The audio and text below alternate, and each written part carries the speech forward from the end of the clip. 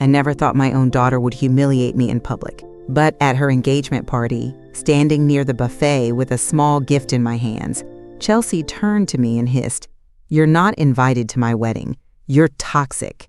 Get over yourself, old woman." Her bridesmaids laughed. Glasses clinked. She smiled like she'd won. But I didn't flinch, because 3 days earlier, I'd already signed the papers to sell the house she thought she'd inherit. She didn't know it yet, but that one sentence triggered a chain of events that would flip everything: the estate, the legacy, the future itself. But to understand how we got there, you'd have to rewind 3 years, back to when Miles died. 2 years ago, everything shifted. Not suddenly, not with tears or outbursts. Just small things at first. Looks, tone, the way Chelsea started correcting me in front of other people. At the time, I told myself it was grief.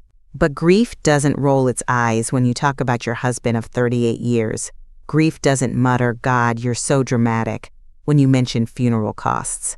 Grief doesn't call you a freeloader in your own kitchen. Chelsea did.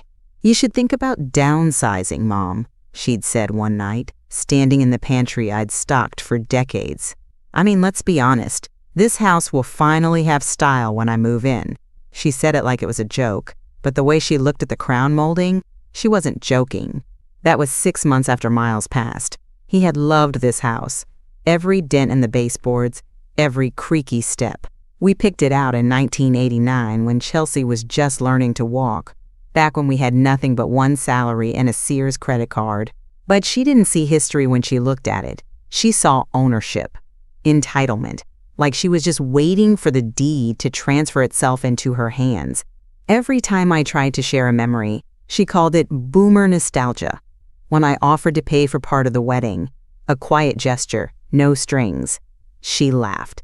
"Don't stress yourself, Mom. You'll need that for assisted living someday." I bit my tongue. Again, and again, and again. Not because I was scared, because I was watching, listening, collecting. She thought my silence meant submission, that I was fading, shrinking, waiting to be boxed up with the rest of Dad's belongings. But what she didn't know is that I wasn't sleeping through any of it. I was strategizing. Because when you've spent 38 years managing a household, nursing your husband through his final illness, and stretching paychecks to keep a family fed, you learn how to wait. You learn how to move in silence. And most of all, you learn how to make sure you're the last woman standing when the smoke clears. The way she treated me over the next 2 years, it wasn't just disrespect. It was erasure, and I documented every second of it.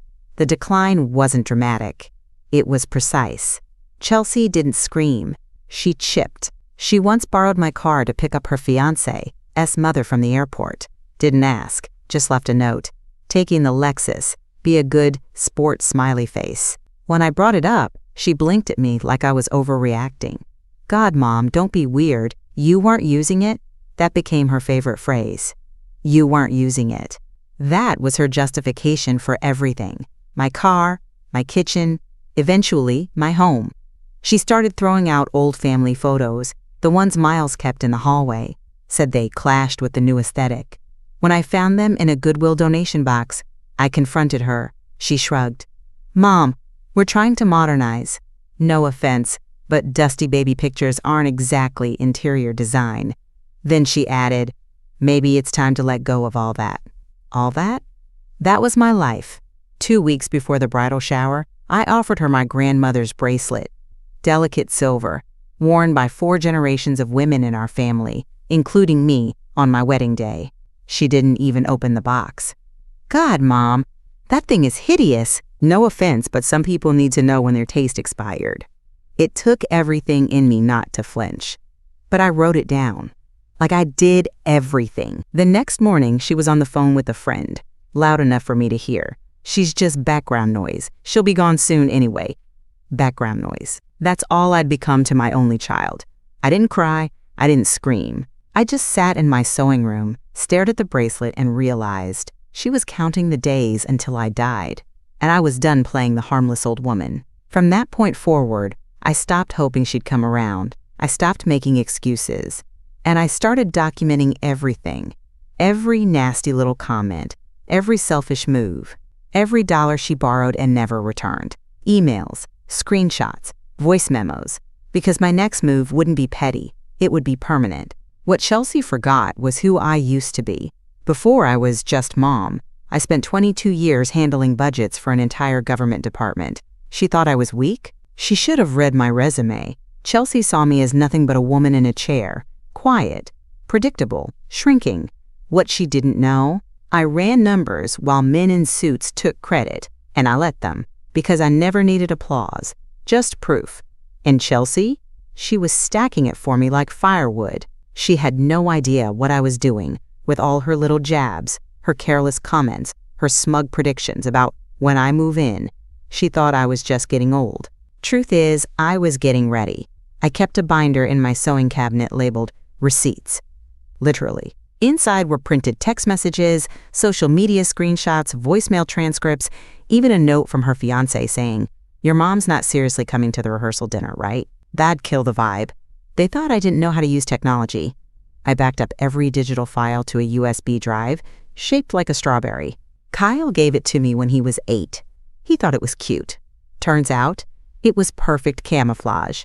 Chelsea once laughed at me for still using folders. "You should really learn to use the cloud, Mom. Papers for people who don't trust themselves."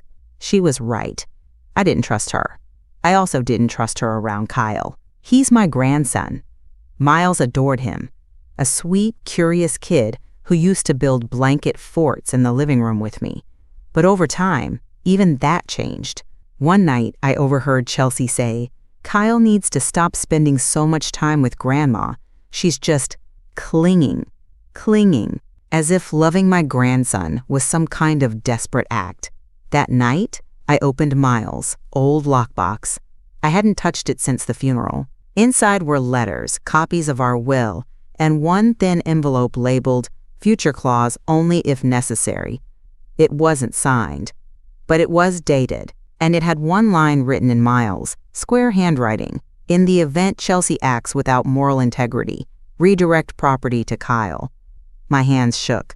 I showed it to Mr. Gilmore the next day, Lucinda's estate attorney. He studied it, read it twice, and said calmly, with a notarized affidavit and sufficient documentation, this amendment could hold. And suddenly, Chelsea's smug little future wasn't guaranteed anymore. I didn't want revenge. I wanted protection. For myself. For Kyle. For the legacy Miles and I built from nothing. And if I had to bulldoze some entitled dreams along the way, so be it. The day I showed that envelope to Pastor Lucinda, she didn't say a word for 5 full seconds. Then she gave me the name of a lawyer who didn't advertise and didn't lose. It was after Sunday service, in the hallway outside Fellowship Room B, that Lucinda pulled me aside. She didn't ask questions. She didn't waste time on small talk. She just looked at me, really looked at me, and said, "You've been carrying something. I see it." My throat tightened.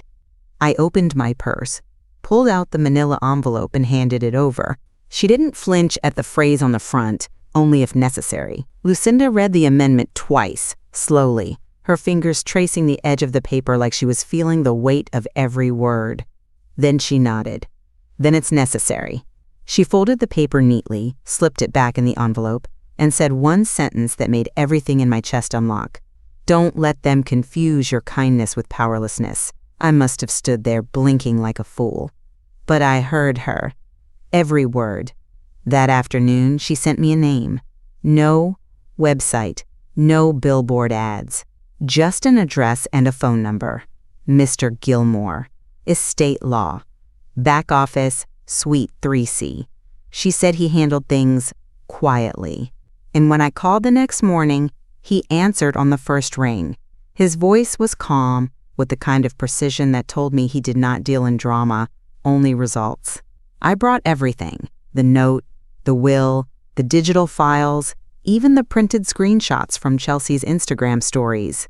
He didn't blink when I showed him a reel where she said boomers should be banned from weddings, including my mom. He just said, "We'll need more, keep collecting," especially anything recent, and any sign of financial overreach. Oh, I had signs, but I hadn't told him the rest yet, not about the bouquet, or the voice message, or what she was already plotting with the house. Because I was still building the case, brick by brick, lie by lie. Lucinda called that night just to check on me.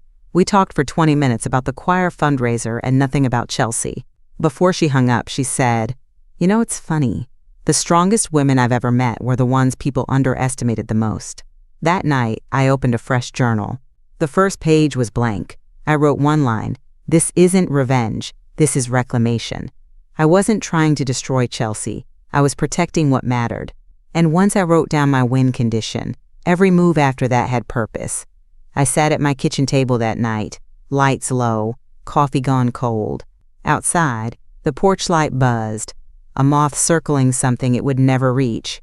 I flipped my journal to a fresh page and wrote one sentence at the top. What do I actually want? Not revenge, not Chelsea's ruin. That would have been too easy. What I wanted was precision, a win with no gaps, no loopholes, no way back in for her. So I made a list. Simple, clear, undeniable. 1. Secure my future.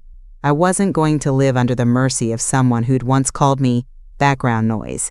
That meant my finances, my name, my power, locked down tight. 2. Redirect the estate. Miles and I built this house. We repaired it with our own hands, refinished the cabinets, rewired the garage ourselves. And Chelsea? She once said she wanted to tear out the soul of this place and modernize it. She would never get her hands on it.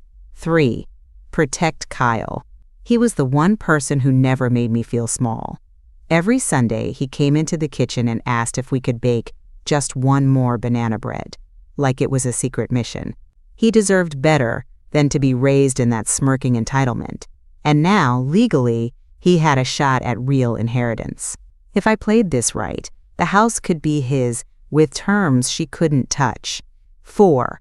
Leave no room for manipulation. Chelsea knew how to twist emotions, cry on cue. But I'd worked with politicians, union bosses, budget-cutting mayors. I'd watched grown men cry when I found the decimal they tried to hide. She'd learned the hard way. There's no lie that stands up to documentation. I closed the notebook and set it beside the strawberry USB, one for the court, one for the fire, if needed. I went to bed with a calm I hadn't felt in years. Not happiness, not yet, but clarity. And with clarity came control. Chelsea still thought I was just her mom, just some sentimental relic who didn't understand boundaries, or tech, or resale value. But what she didn't realize, what she never understood, is that the woman she thought she was stepping over had just quietly picked up the board and changed the rules. In Miles' lockbox, I found something else. A single page, one sentence, no signature. But it might be the key to everything.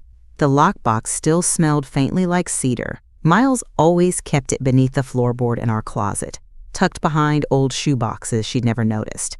He called it the vault, birth certificates, life insurance, our marriage license, everything official lived there. But that day, I found something unofficial. Folded behind the original copy of our will was a single page, typed. No signature, just a heading. Amended intent, property clause, in progress. I read it twice before I breathed. It was his voice. I could hear it in the wording.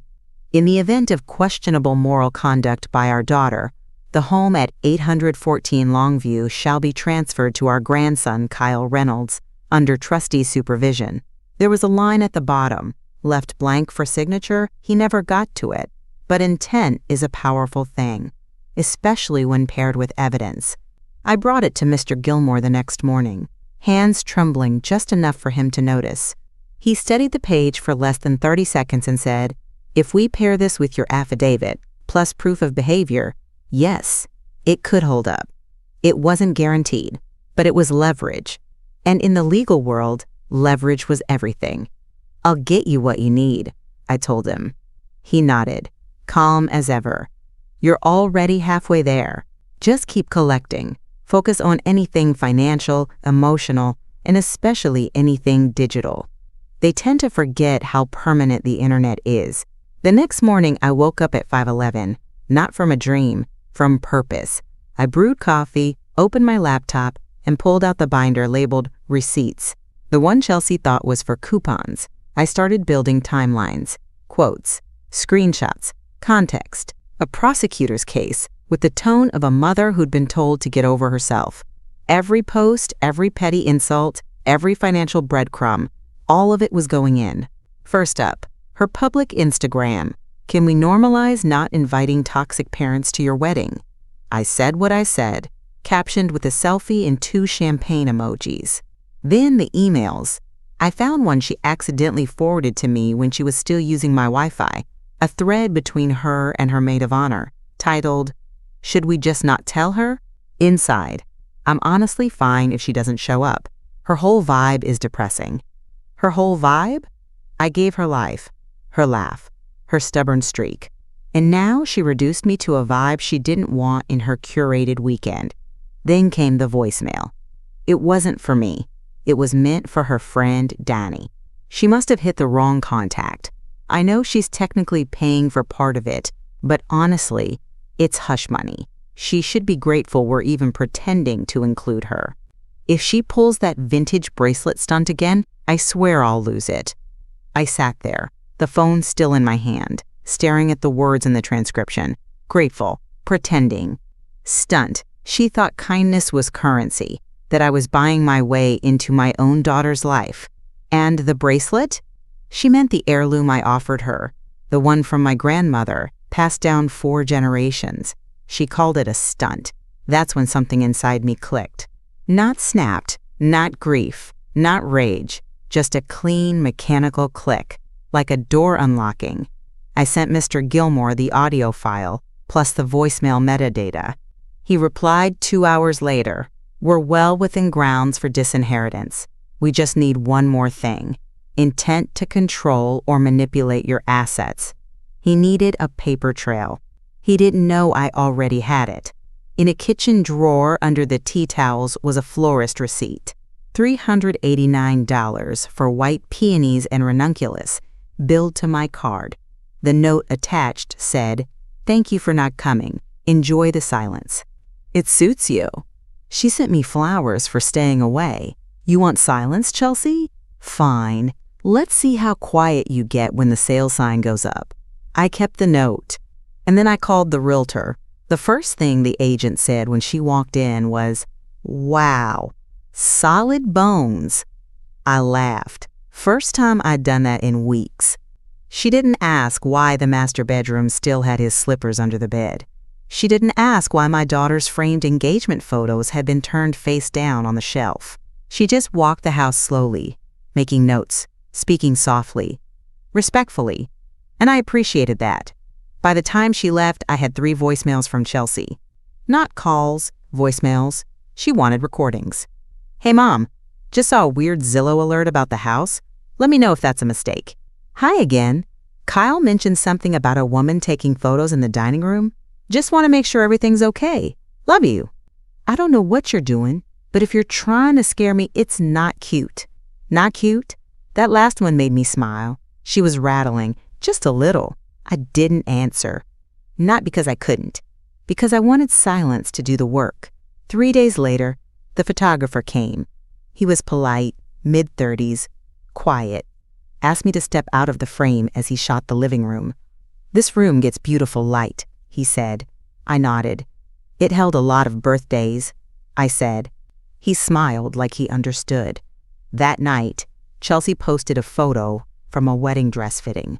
The caption read, No negative energy allowed at this fitting. She hadn't even noticed what was happening beneath her feet until the flyer went up. Just a simple sign, for sale. Historic 3BR 2BA Walk to Parks. The same afternoon it appeared, I got a text, just 3 words. Are you serious? No punctuation. No name. That's how I knew it hit. I didn't respond. Instead, I sat in the sunroom with Kyle and watched him build a fort from couch cushions and string lights. Can we move this one to the new house, Grandma? I looked at him, the only person in this mess whose love wasn't conditional. We'll build a whole new fort, I said. One no one can tear down. The house appraised for more than she expected.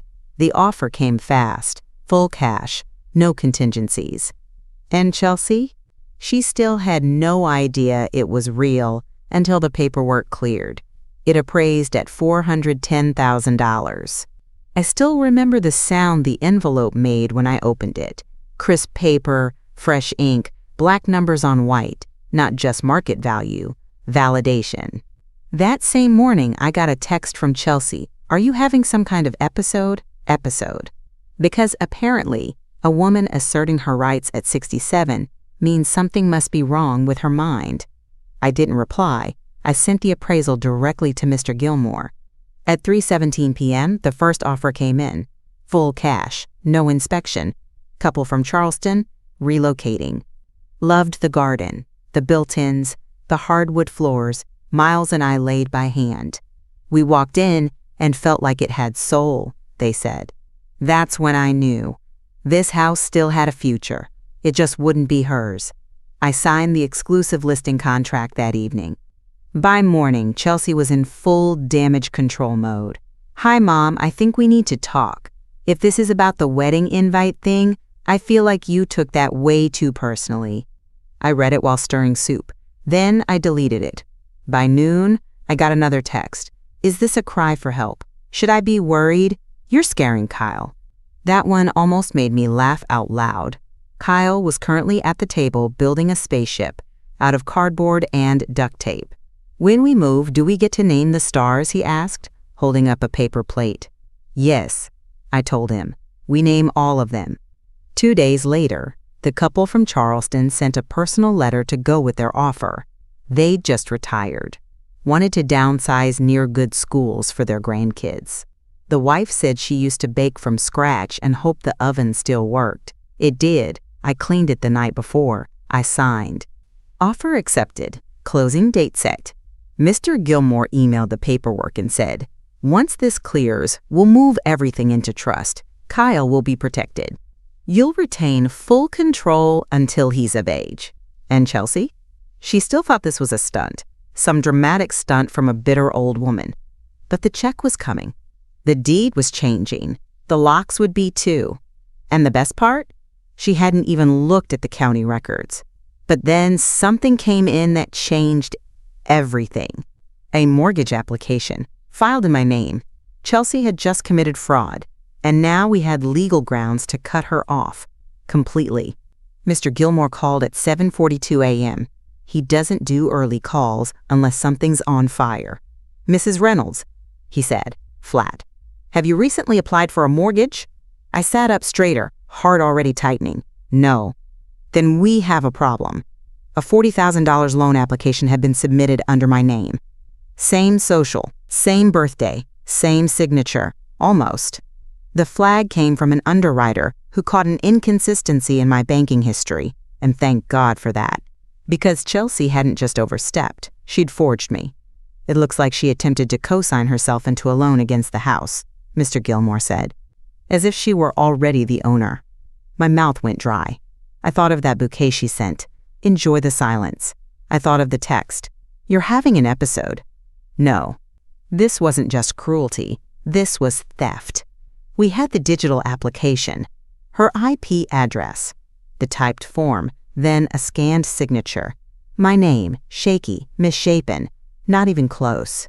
And suddenly, everything I'd been building wasn't just justified, it was protected by law. This crosses into criminal, Mr. Gilmore said.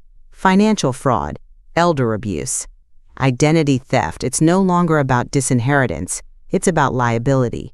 He asked if I wanted to press charges. I didn't answer right away. I just stared out the window at the yard. Chelsea said she wanted to rip out and xeriscape. I thought of Kyle, his quiet, thoughtful face, the way he still held my hand when we crossed the street. And then I said, let's file the notice of fraud. Make it official. No more loopholes. By noon, the paperwork was logged. By 3 o'clock, Chelsea called. Not texted, not left a voicemail. Called. I let it ring. She tried again. I sent it to voicemail. When I finally listened to it, her voice was tight, sugary. Hey, Mom, I think there's some weird bank error happening. Maybe we should chat before things, like, escalate? Escalate. I saved the voicemail, forwarded it to Mr. Gilmore. Then I sat in the garden and drank coffee from the mug Chelsea once said was too depressing for company. It said, "World's okayest mom." Miles bought it for me one Christmas. I kept it because it made him laugh. That evening I looked up the loan provider. The application had been filed 2 days after Chelsea posted a picture in her wedding dress. Custom Vera Wang. Retail price, $8,200. Guess who paid for it? She didn't just disrespect me, she used my name to pay for her gown. And that gown? It's going to cost her everything. There's a particular sting when betrayal has a price tag. $8,200. I stared at the screen for a long time. Custom Vera Wang. Ivory silk mikado, side drape, cathedral veil. Timeless, the website said. She wore it like she earned it. Caption, when you find the dress, you know.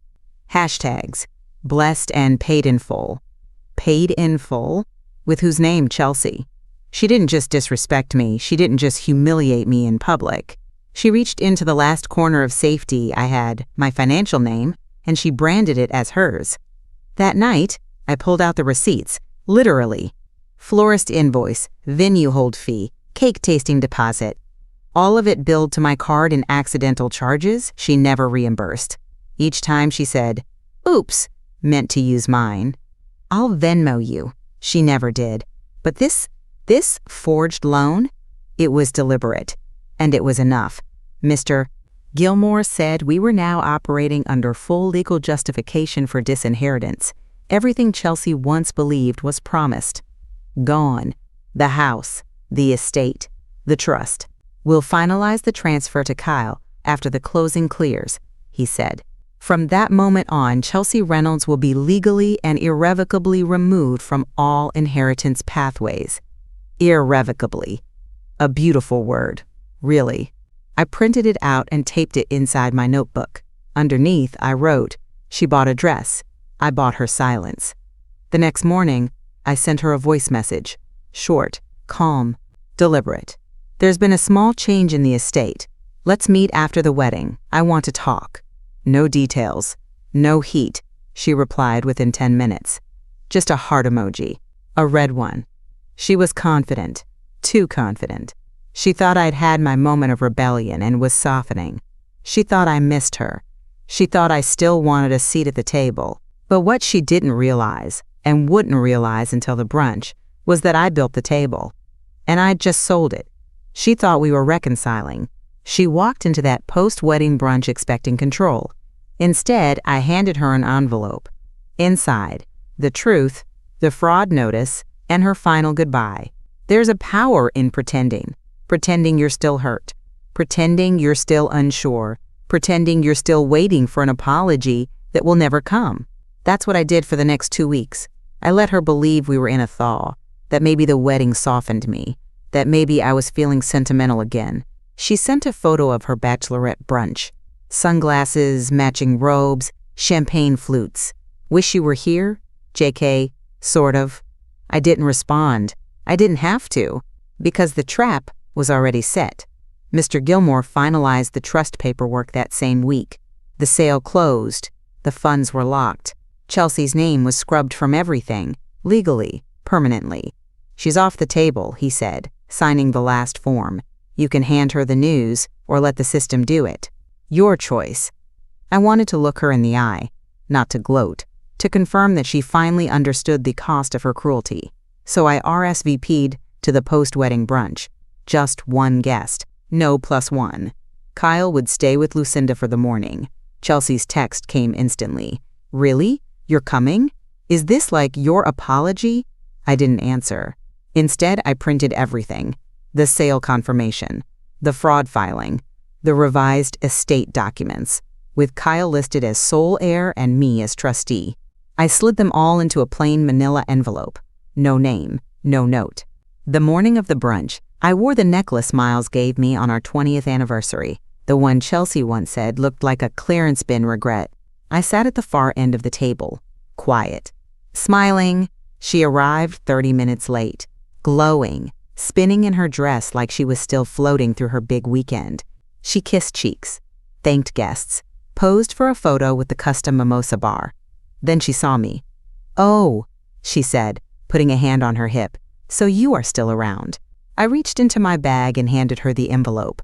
"What's this?" she asked, brows raised. "Something old," I said. "Something true." Then I took a sip of coffee and leaned back. The rustling of paper was the only sound at the table. She opened the envelope. Her face changed.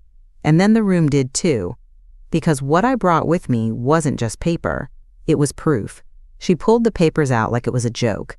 Like maybe I was giving her a wedding scrapbook or some awkward emotional letter to frame. The smile stayed on her face for exactly 2 seconds.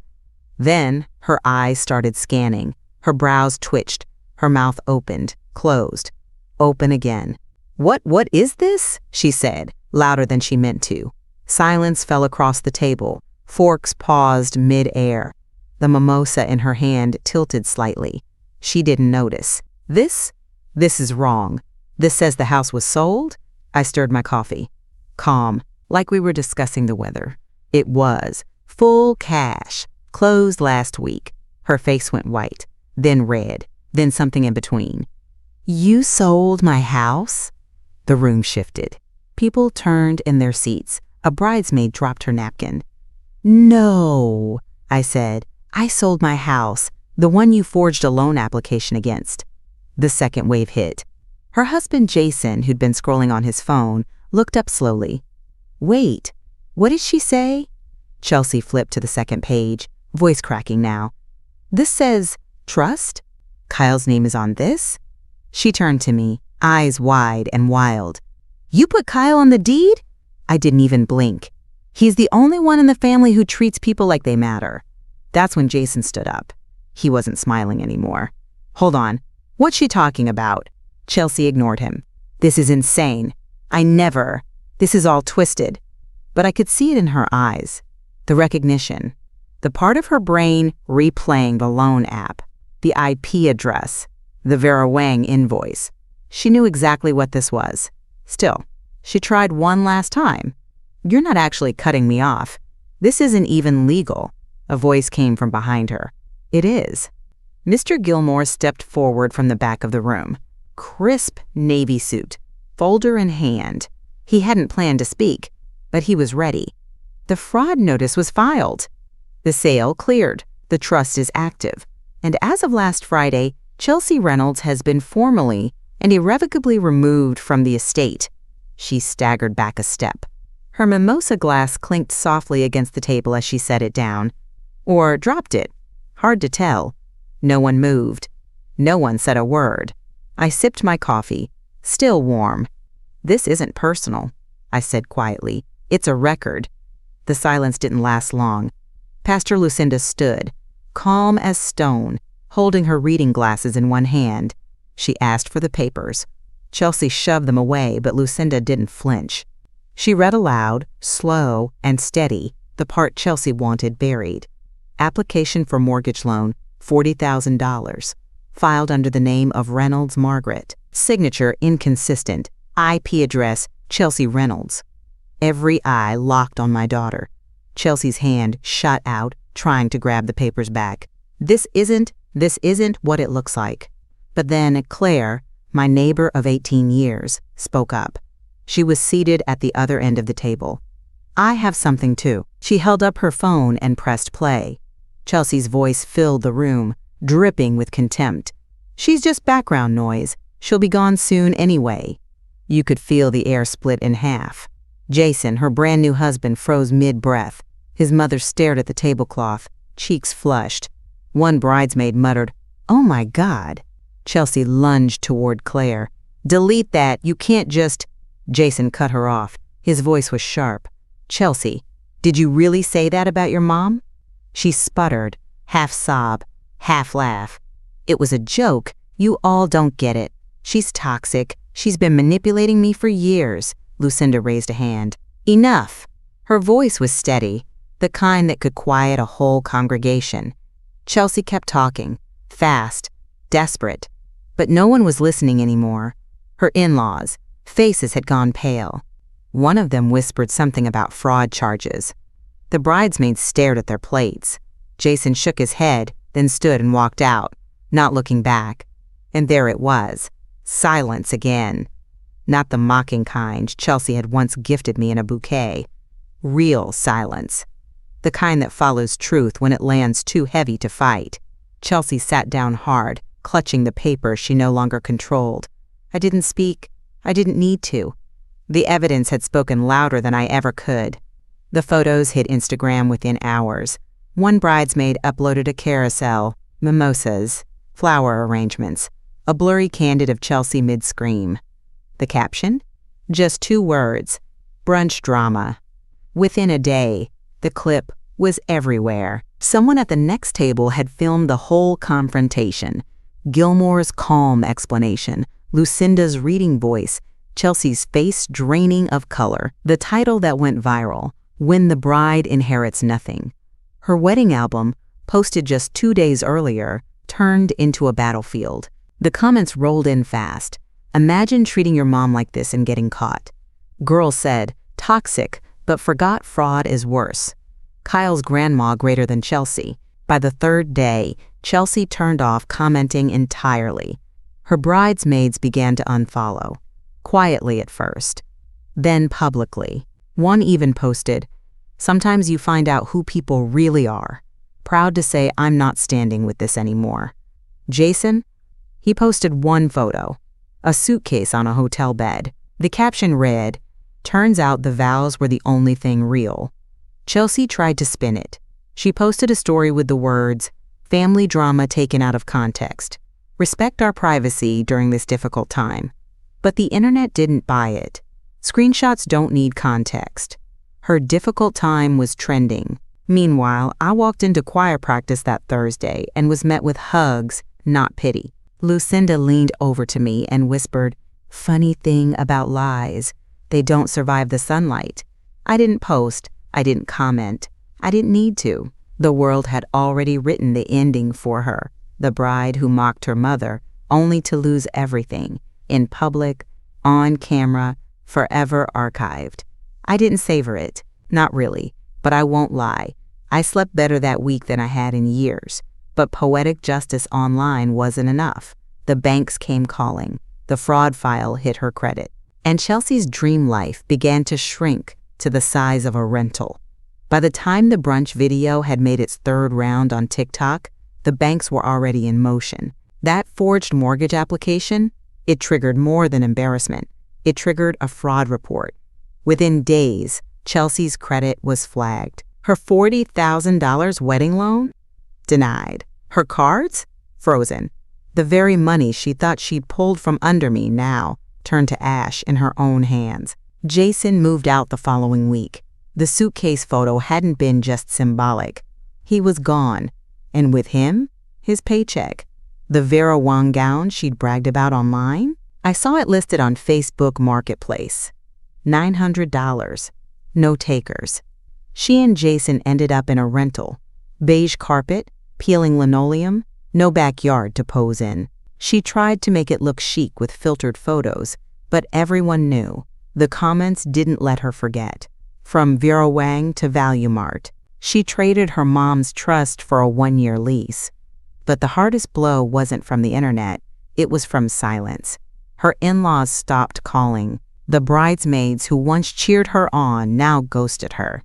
Even Donnie, the friend who laughed along on those phone calls, deleted every tagged photo. And Kyle, he started spending more weekends at my place. Chelsea never said it outright, but I could tell the chaos, the shame, the arguments.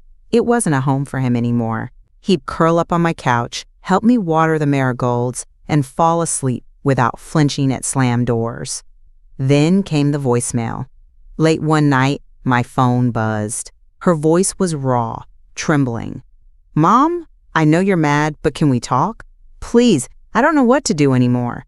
I sat there in the dark kitchen, listening to her break. My finger hovered over save.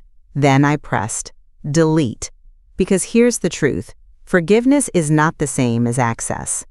And some doors, once shut, should stay shut. Chelsea had called me background noise. Now she was learning what real silence feels like.